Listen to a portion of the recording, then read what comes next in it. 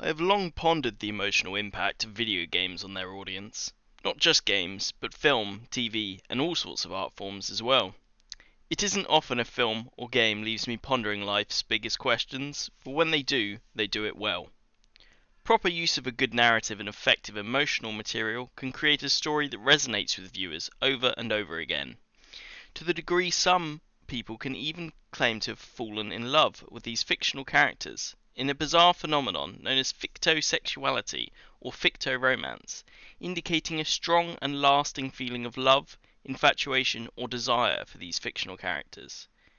If the creative media we present is that influential on their audience, should we be considering what sort of moral and ethical teaching these pieces present? In this video essay, I will be exploring some of the different factors that contribute to this, how we can utilize these effects, and what this means for the future. Before I can lay claim that video games affect their players on an emotional level, I must first explore whether games can create emotion at all, and if so, how.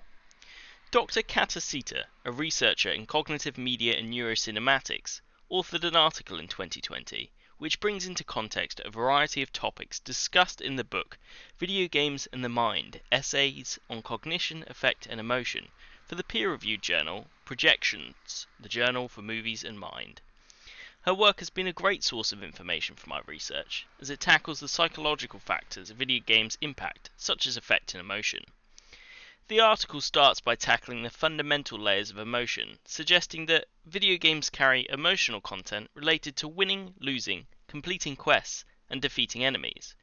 Every person who has played any sort of video game knows the familiar feeling of frustration when they die to an enemy for the 1000th time, or on the flip side, the feeling of exhilaration when they succeed at their given task.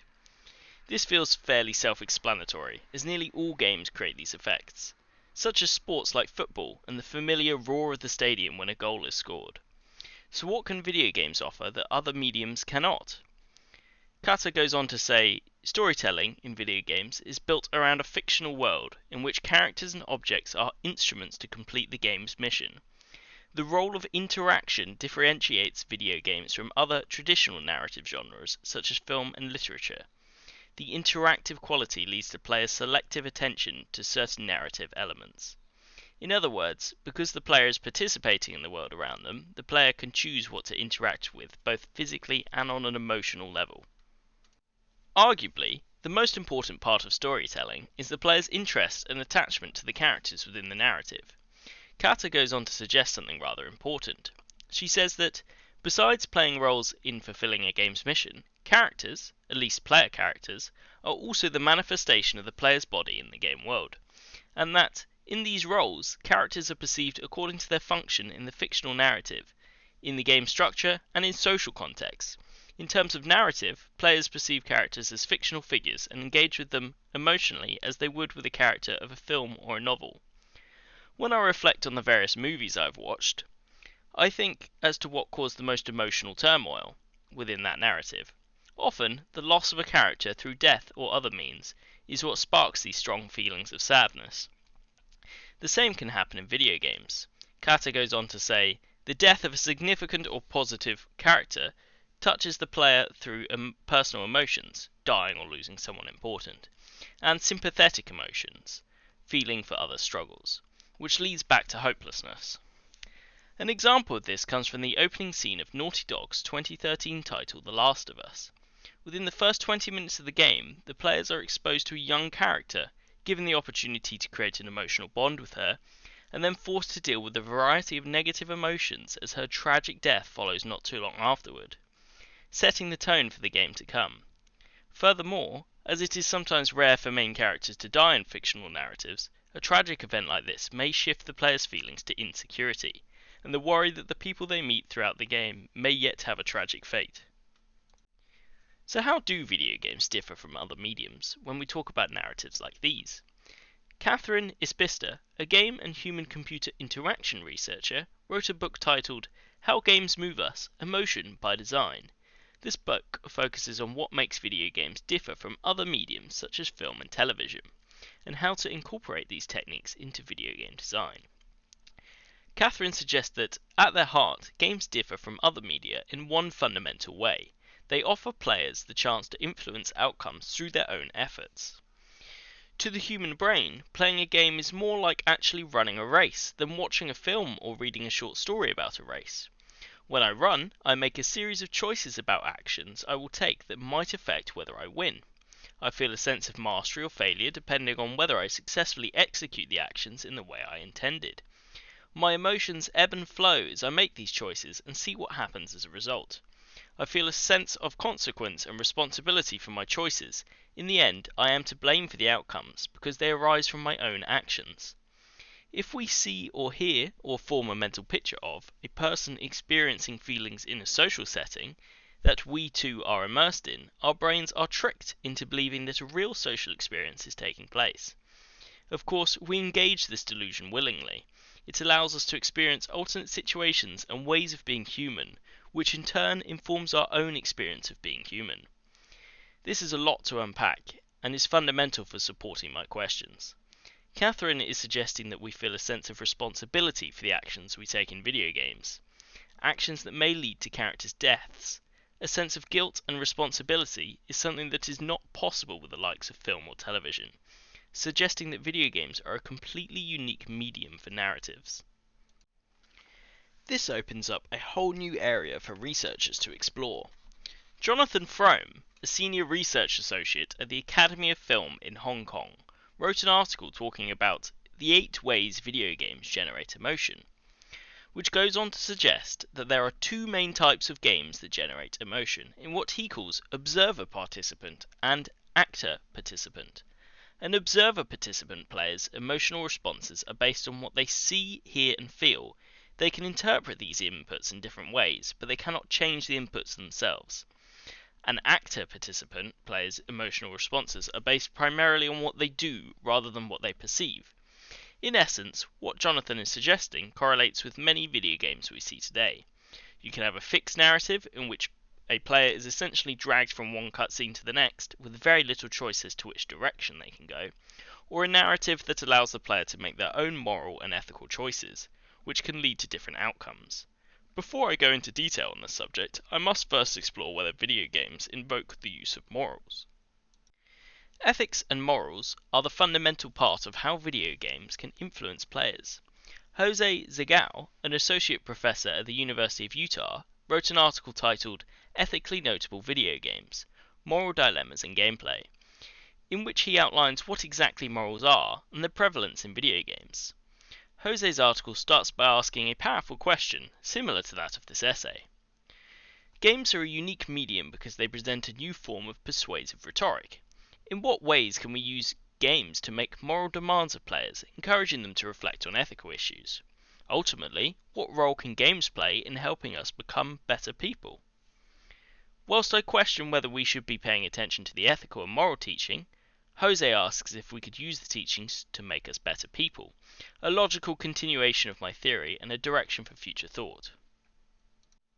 Jose offers a great definition of a moral dilemma, stating that a moral dilemma is a situation in which an agent morally ought to do A and morally ought to do B, but cannot do both, either because B is just not doing A, or because some contingent feature of the world prevents doing both.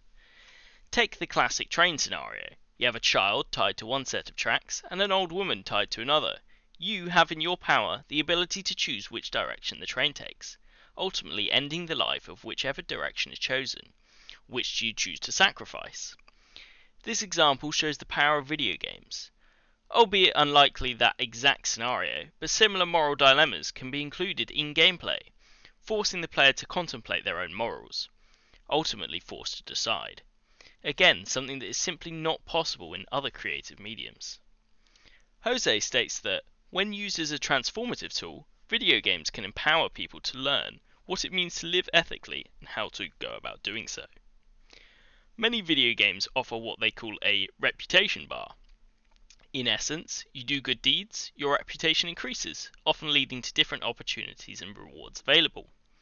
Vice versa, you go around terrorizing the people within the game, your character will eventually be punished for these actions, often in the form of debuffs or underleveled gear. Before I can bring all of my research into the context of some case studies, I must first consider an opposing view. Jose brings up an interesting argument within his article, asking the question, does the act of playing a game inherently trivialize the issues it tackles, and thus render any game about a serious topic inherently unethical? Can a video game be taken seriously? After all, the player is free to do as they choose. Will they simply abuse the mechanics of the game and ultimately diminish the meaning of the story? This is, unfortunately, up to the player. Much like therapy, it can only work when the patient is willing to listen, open up, and accept change. If the player's only interest is racking up the highest kill counter they can, then that is all that they will do. We can only offer the tools to the audience, not force them to use them. Arguably a disadvantage to the use of video games, whereas in a film, the director forces the audience to follow the path the director has chosen. Players in video games can completely ignore story points, skipping cutscenes, speedrunning levels, and ultimately missing the point of the plot. Does this render a game unethical then? I believe not. Anyone can make a joke of a situation. As long as the game was made with the correct intentions, it surely cannot be deemed as so. Of course, if the developer adds reward systems for these players abusing their morals, then there is an issue. Ultimately, the opportunity for players to learn and adapt from these games far outweighs the risks of desensitizing players to these topics. So now I have established how video games can create emotion, and how they can enforce the use of ethics and morals, I'll take a look at two examples of how this has been presented in video games. Firstly, Naughty Dog's series The Last of Us, arguably one of the most impactful single-player experiences from the last decade, offers a variety of positive and negative emotional impacts, from characters' deaths, successful ideals, and a violent revenge story. The story writers over at Naughty Dog did a fantastic job of creating believable characters with well fleshed out backstories and superb actors. Referring back to Jonathan Frome's theory of video game types, The Last of Us fits into the observer participant category. Whilst there are many free roam options available and side quests along the way, The Last of Us is ultimately a singular fixed narrative. Players move from one location to the next, with lengthy cutscenes dotted around each location. This game has been described as an interactive movie at times. Whilst the player is free to play the levels how they choose, there is only one way to continue to the next area: kill all the bad guys and move on. This is where an interesting ethical dilemma is raised. Ellie, one of the main playable characters, is left distraught after her father figure, Joel, is brutally murdered at the start of The Last of Us Part 2. She takes it upon herself to hunt down Joel's murderers and seek her revenge. Whilst performing this task, she runs into many other members of the group as she travels. There is no option for mercy, however, as she brutally works her way through the levels, mercilessly killing these characters on the way through. What sort of ethical teaching is that presenting to its audience? That revenge is okay? The solution to the problem is violence? Whatever it may be, the player has no choice but to continue performing these actions, as there is simply no option but for a more passive, merciful playthrough. This provides an example of how lack of ethical choice creates a video game with bad moral teachings. Players may be left with a twisted view of revenge and a quick jump to violence when any confrontation arises. Alternatively, the second example I looked at was Quantic Dream's 2018 title, Detroit Become Human, an action-adventure title focused around a sentient android. Detroit Become Human differs from usual titles, however. Game Rant suggests that the gaming landscape has seen interactive titles before, but Detroit Become Human really takes the crown in presenting multiple interpretations of the same story. This brings several kinds of narrative qualities, including emotional depth and empathy for the characters. Players are faced with many choices throughout the game, with opportunities to take whichever path they choose, whether that be a violent and merciless path or a more ethical direction. The story then adapts to the route taken. Characters may survive if the player chooses so, with a whole plethora of different outcomes available. This completely contrasts with the likes of The Last of Us. Detroit Become Human follows Jonathan Frome's alternative style, actor participant, and promotes the option of good morals. Does this game model provide a platform to leave players with better moral and ethics? It may not be groundbreaking storytelling, but it certainly offers players the freedom to choose for themselves. Referring back to my original question, to conclude this research, if the creative media we present is that influential on their audience, should we be considering what sort of moral and ethical teachings these pieces present? The answer is most certainly yes. Developers should be taking extra care and caution to ensure the correct messages are portrayed to their audience, especially if the target audience is of a younger generation. We have an unprecedented opportunity now to create breathtaking narratives that promote good morals and ethics, ultimately leading to a better society. There is more in play than simply the profits of the game studios.